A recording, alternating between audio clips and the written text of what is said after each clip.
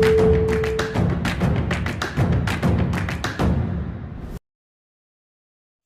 warahmatullahi wabarakatuh. Perkenalkan, nama saya Kilara Faiza. Kali bisa manggil saya Naya. Saya kelas 9A nomor absen 4 dari SMP Negeri 1 Tuban.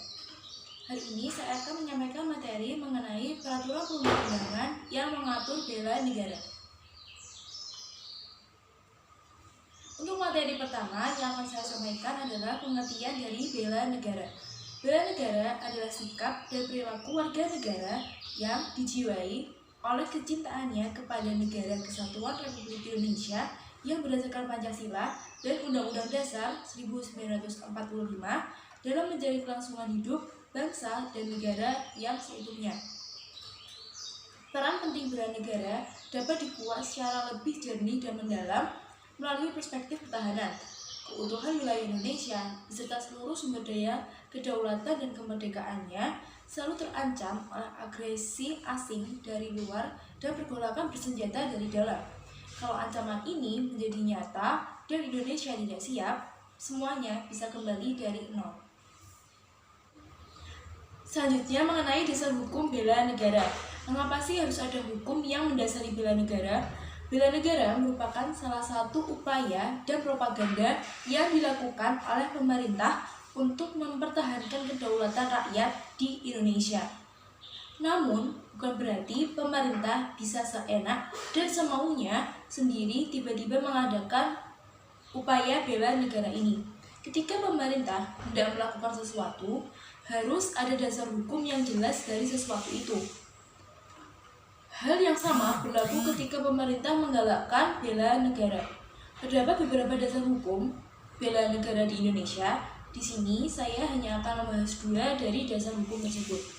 Peraturan perundang-undangan sendiri dibagi menjadi 3. Yang pertama, Undang-Undang Dasar Negara Republik Indonesia tahun 1945. Yang kedua, ketetapan MPR. Dan yang ketiga adalah undang-undang. Selanjutnya saya akan membahas mengenai Undang-Undang Dasar Negara Republik Indonesia tahun 1945. Pertama, pasal 27 ayat 3 yang berbunyi, setiap warga negara berhak dan wajib ikut serta dalam upaya pembelaan negara. Maknanya, setiap warga negara memiliki hak untuk mendapatkan perlindungan dari negara serta wajib untuk ikut serta dalam upaya pembelaan negara. Membela negara tidak harus dalam wujud perang, tetapi bisa diwujudkan dengan cara lain, seperti ikut serta dalam mengamankan lingkungan, contohnya siskampling, ikut serta membantu korban bencana di dalam negeri, belajar dengan tekun pelajaran atau mata kuliah mengenai pendidikan kewarganegaraan atau PKN, dan selalu menaati dan melaksanakan peraturan. Selanjutnya pasal 30 ayat 1 yang berbunyi, tiap-tiap warga negara berhak dan wajib ikut serta dalam pertahanan dan keamanan negara. Maknanya, setiap warga negara mempunyai hak untuk mendapatkan keamanan dari negara dan mempunyai kewajiban untuk melakukan upaya untuk pertahanan negara Indonesia.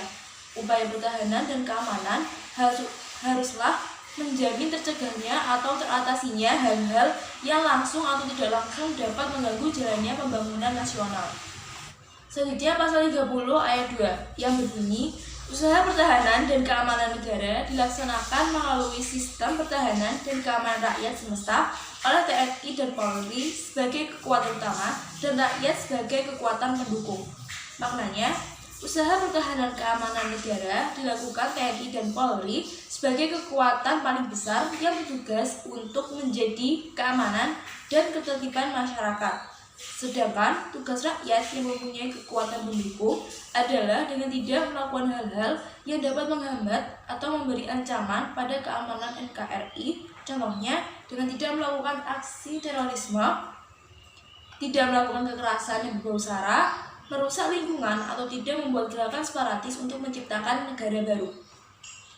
Selanjutnya pasal 30 ayat 3 yang berbunyi, Tentara Nasional Indonesia terdiri atas Angkatan Darat, Angkatan Laut, dan Angkatan Udara sebagai alat negara yang bertugas mempertahankan, melindungi, dan memelihara keutuhan dan kedaulatan negara.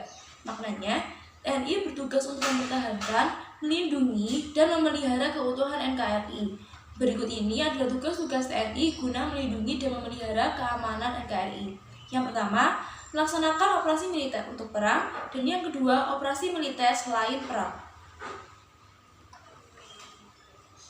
Selanjutnya pasal 30 ayat 4 berbunyi, Kepolisian Negara Republik Indonesia sebagai alat negara yang menjaga keamanan dan ketertiban masyarakat bertugas melindungi, mengayomi, melayani masyarakat, serta menegakkan hukum.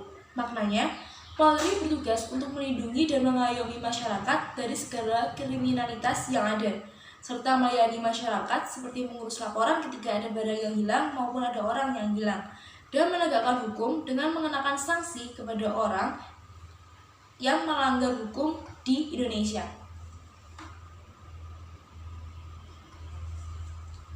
Dan yang terakhir adalah pasal 30 ayat 5 yang berbunyi, susunan dan kedudukan Tentara Nasional Indonesia, Kepolisian Negara Republik Indonesia, hubungan kewenangan Tentara Nasional Indonesia dan Kepolisian Negara Republik Indonesia di dalam menjalankan tugasnya, syarat-syarat keikutsertaan warga negara dalam usaha pertahanan dan keamanan diatur dengan undang-undang.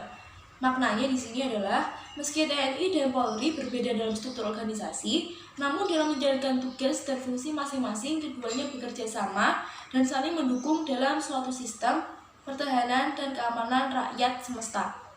Tugas TNI dan Polri sama-sama menjaga keamanan negara dan melindungi rakyat. Syarat-syarat keikutsertaan rakyat dalam usaha pertahanan dan keamanan sudah diatur di Undang-Undang 1945. Selanjutnya saya membahas mengenai ketetapan MPR RI nomor 4 tahun 2000 tentang pemisahan TNI dan Kepolisian Negara Republik Indonesia. Berdasarkan ketetapan tersebut, TNI dan Polri secara kelembagaan terpisah dengan peran dan fungsi tersebut diantaranya. Yang pertama, TNI adalah alat negara yang berperan dalam pertahanan negara. Yang kedua, Kepolisian Negara Republik Indonesia adalah alat negara yang berperan dalam memelihara keamanan. Dan yang ketiga, dalam hal terdapat keterkaitan kegiatan pertahanan dan keamanan, TNI dan warga negara Republik Indonesia harus bekerja sama dan saling membantu. Yang kedua, mengenai MPR RI nomor 7 tahun 2000 tentang peran Tentara Nasional Indonesia dan peran Kepolisian Negara Republik Indonesia. Yang pertama, mengenai peran TNI. Peran TNI ada 3, yaitu yang pertama, TNI merupakan alat negara yang berperan sebagai alat pertahanan negara Kesatuan Republik Indonesia. Yang kedua, TNI sebagai alat pertahanan negara yang bertugas untuk menegakkan kedaulatan negara, keutuhan wilayah negara Kesatuan Republik Indonesia yang berdasarkan Pancasila dan Undang-Undang Dasar 1945, serta melindungi segenap bangsa dan seluruh tumpah darah Indonesia dari ancaman dan gangguan terhadap keutuhan bangsa dan negara. Dan yang terakhir adalah TNI melaksanakan tugas negara dalam penyelenggaraan wajib militer bagi warga negara yang diatur dengan undang-undang. Selanjutnya mengenai peran Polri. Peran Polri ada 2, yaitu Kepolisian Negara Republik Indonesia merupakan kepolisian nasional yang organisasinya disusun secara berjenjang dari tingkat pusat sampai tingkat daerah. Dan yang kedua, dalam menjalankan perannya, Kepolisian Negara Republik Indonesia wajib memiliki keahlian dan keterampilan secara profesional. Kesimpulan dari materi yang saya sampaikan, perjuangan yang gigih dan pengorbanan yang luar biasa dari para pejuang telah mengantarkan kita menjadi bangsa yang merdeka. Kemerdekaan yang kita miliki sekarang harus dijaga dan dipertahankan, karena meskipun Indonesia sudah merdeka, bukan berarti terlepas dari segala bentuk ancaman, gangguan, hambatan, dan tantangan. Upaya yang bisa kita lakukan, contohnya adalah belajar dengan tekun dan penuh semangat untuk memperdalam iman dan takwa, serta ilmu pengetahuan dan teknologi, agar suatu saat kita bisa melanjutkan pembangunan bangsa ini. Sekian dari materi yang saya sampaikan. Terima kasih atas perhatiannya. Semoga ini bisa memberikan manfaat untuk kalian semua. Wassalamualaikum warahmatullahi wabarakatuh.